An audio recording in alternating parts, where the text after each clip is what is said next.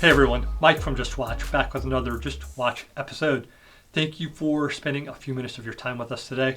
Definitely appreciate having you guys along and checking out our content. If you're a first-time viewer and you like the content, thank you. And also please hit the subscription button below and also the bell notification so you get notified when we release new episodes. Definitely love to have you guys along for future content. I actually have a lot in store to have a kind of a backlog of watches that I need to get reviewed, and lots of other good stuff coming as well. So stay tuned for that. Definitely love having you guys back for more content. So today we are going to talk about Hamilton watches. First thing we're going to do is talk about this new Hamilton Murph watch, and the second thing we're going to do is kind of do a follow-up on this Hamilton Field Khaki 38mm auto. This one I just did the unboxing and review on a couple of episodes ago. You can see that on my channel, on my page. I'll also give you guys a link in the show notes below so that you can just click right through to it. So the first thing I want to talk about is this Hamilton Murph watch that they just released this week. It's really kind of set the watch geek world, the watch nerds, all of us people that love watches, kind of set the world on its head, which is kind of interesting to me, mostly due to its 42mm size, which I think is really kind of an interesting move from Hamilton. And to me, it is a bit tone deaf on their part in that the sizes, I think they would have just been much better off releasing it at a 40mm. And I get it. They wanted to make it the same size as the original and make it exactly true to the prop watch that Matthew McConaughey wore in the movie Interstellar. I think they could have succeeded and just offered a better product for a lot of people if they made it at 40mm or even down to the same size as this at 38mm.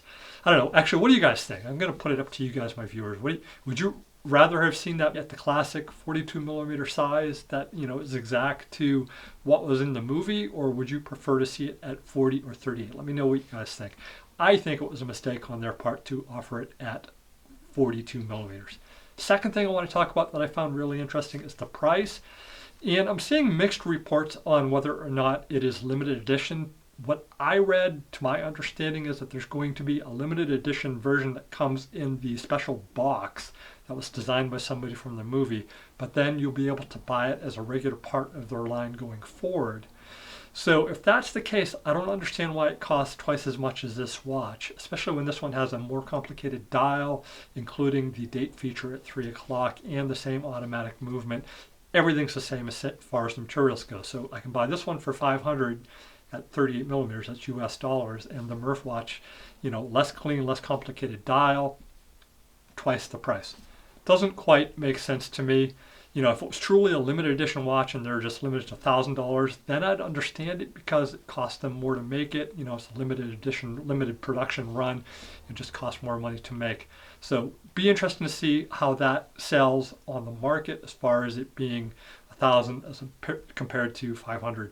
Another thing that I found interesting too is that they used aged Lume on it, and I get it. They wanted to make it just like the prop watch for the movie, but to me, starting fresh with this watch, I think it would have been cool to have it just in a clean Lume, you know, the same color as what you have here, that kind of nice chalky white color. Just would have been preferable. Personally, I'm getting a little bit tired of the faux aged Lume thing, the whole coffee stain and all that stuff. I'm just kind of ready to move forward from that. So just my personal preference though. Actually, let me know, what do you guys think on that one as well? All right, so the second part of this, I wanted to talk about this wonderful Hamilton Khaki Field Auto 38mm watch. A couple of things that I really enjoyed about the watch. I've been wearing it for a couple of weeks, and you guys that follow me on my Instagram, you've probably seen that I've posted a ton of wrist shots and photos of the watch over the last few weeks. I liked it a lot, but I just didn't love it. And now I definitely have to say that I love the watch. Let me tell you what I like about it. So the first thing I like about it is just the really nice, clean, thin profile, and just the really nice, clean design, just a really classic design. I really like that it checks a box for me in that I've been wanting to purchase a Rolex Explorer 1 for some time now. Just for whatever reason, haven't pulled the trigger on it. But I did want something in my collection that is along that Explorer type field watch look, and this definitely satisfies that need 100%. So I really like that about this watch.